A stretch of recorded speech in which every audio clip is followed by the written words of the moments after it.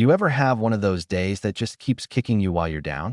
I'm talking about the kind of day where the air feels heavier, the numbers on your screen stop making sense, and even your coffee tastes like defeat. Yeah, that was me, sitting there on the 27th floor of this glass and steel tower, pretending to be some big shot while my whole world was spinning off its axis. The city outside was alive, honking, sirens, lights flickering like the universe was just taunting me.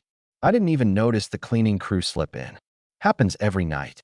Only this time, there was something different. She had her kid with her, little girl, couldn't have been more than 6, eyes wide and curious like she was seeing the world for the first time. Let me back up a sec. The mom, Maria, had worked here for years, always quiet, kept her head down, never asked for anything. The building would be falling apart, and she'd still show up with that bucket and those faded yellow gloves. Tonight, I guess she couldn't leave her daughter home. Single mom, you know how it goes.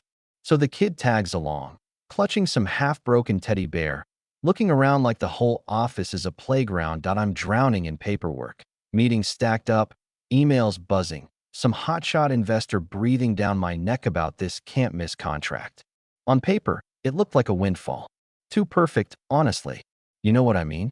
Like the kind of deal where every number lines up and the other guy's just too friendly on the phone. That should have been the first red flag, but I was too tired, too desperate to see it. So I just sat there, letting the world spin. Meanwhile, the kid's making herself at home, flopping down in my chair, tugging on those giant rubber gloves, grinning like she owns the place. It's kind of hilarious, actually. Here I am, king of my little corporate castle, and a 6-year-old is playing seal right in front of me. Maria's off in the corner dusting shelves, whispering to her daughter to behave. The girl just nods, picks up my fancy pen, pretends to sign something. Total chaos. But somehow it brings the room to life. Then, just as I'm starting to think maybe things aren't so bad, the phone rings, shrill, sharp. One of those old landlines that sound like trouble even before you pick up. I'm about to grab it, but the kid beats me to it, lifts the receiver with both hands and says, "Hello, Mr. Office," in that wobbly little voice. On the other end, I hear this guy, voice all gruff and urgent, demanding to know why the contract hasn't been signed, telling her it needs to be sent now. And here's where it gets weird. The kid, completely unfazed, just starts grilling him. "Why do you need it so fast? What's the rush?" My mom says hurrying is bad. She's all innocence, but every question lands like a hammer. The guy gets flustered, starts stumbling over his words, tries to brush her off, but she just keeps going. "Who are you? Are you a bad guy? My teacher says bad guys always hurry." I'm sitting there, frozen, listening to this. Part of me wants to snatch the phone away, but something tells me to let it play out. Then, in his frustration, the man on the line slips up, drops a few words he shouldn't have. Says something about fake data, don't worry about the numbers. Just sign and send it. And suddenly, it's like a switch flips in my head. I grab the contract, flip through the pages, and now all those perfect details look crooked as hell.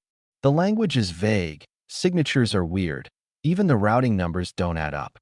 I feel this cold sweat running down my neck, like I've just seen a ghost. All because a kid wouldn't stop asking questions. The girl, of course, has no idea what just happened. She finishes her interrogation, slams the phone down, and looks up at me with this huge, goofy smile. Proud as can be, like she just saved the world. And honestly, she kind of did. I don't know what possessed me, but I just laughed, loud and real for the first time in weeks. The kind of laugh that clears the air, you know? But then reality hits. If she hadn't picked up, if she hadn't poked and prodded, I might have signed away everything.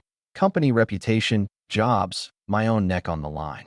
So the next morning, I gather everybody, whole staff crammed into the break room, tired faces, coffee cups in hand.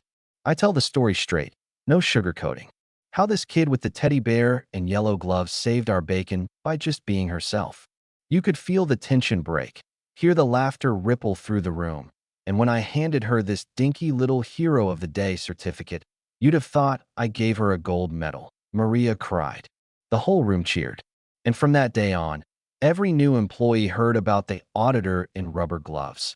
How sometimes, The only thing standing between you and disaster is a child who doesn't know when to stop asking why.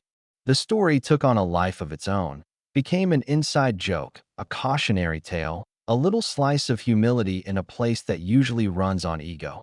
But here's the kicker. Sometimes I wonder if that call was meant for me at all, or if the universe was just sending a reminder. Pay attention, trust your gut, and never underestimate the power of an honest question, even when it comes from the smallest voice in the room. Life's funny that way.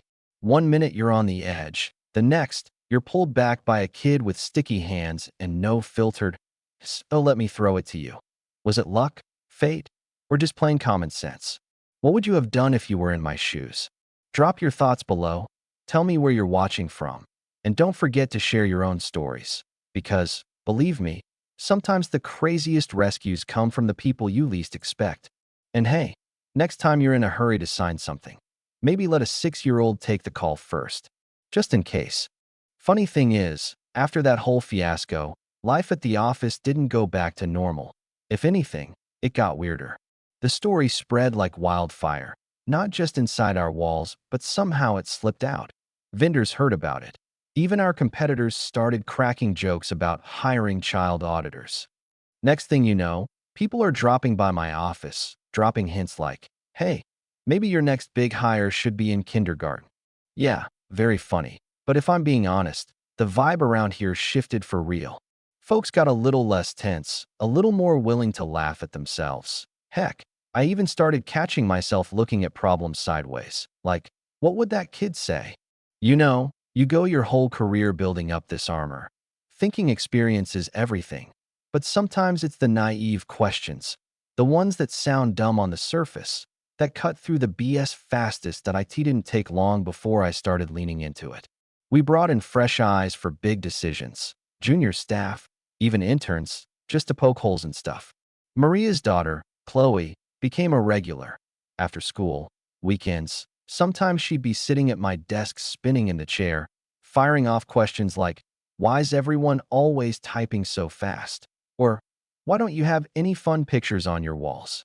People started taping up photos, bringing in goofy mugs, like suddenly the whole place remembered to breathe again. But it wasn't all warm fuzzies. A couple weeks after the contract scare, some higher-ups from headquarters flew in, suits, stiff ties, all business. They wanted answers. How'd we almost get scammed? Who dropped the ball?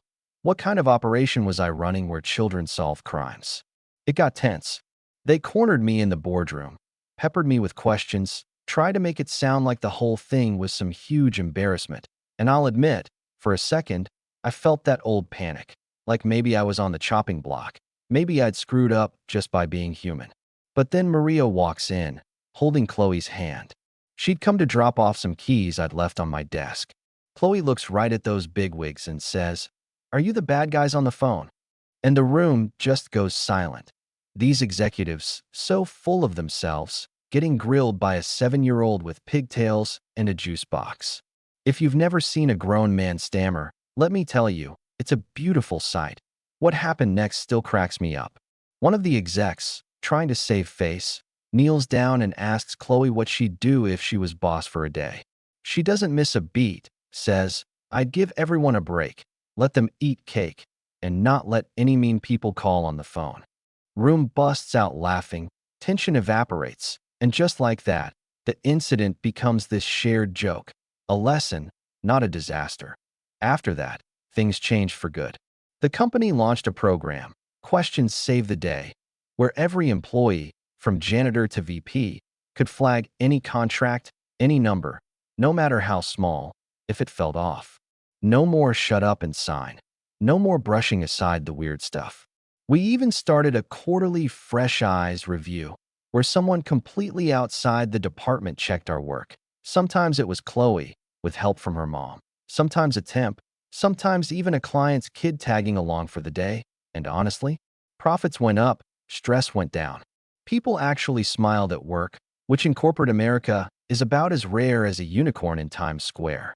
Maria got promoted, given real benefits. Chloe started a little after-school club teaching other kids grown-up detective tricks. The place felt alive again.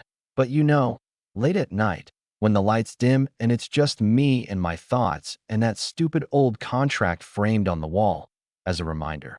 I still ask myself, how many close calls have we missed just because no one was brave enough or innocent enough to ask the obvious question? How much do we all lose just by pretending we've got it all figured out? So I'll leave it here. Would you have listened to a kid in the middle of your crisis or brushed her off as a distraction? Do you think we need more Chloes in our lives? Or are we too busy protecting our pride to let the truth in from the most unexpected places? Drop your wildest close call story in the comments. Let me know if you've ever been saved by a question you never saw coming.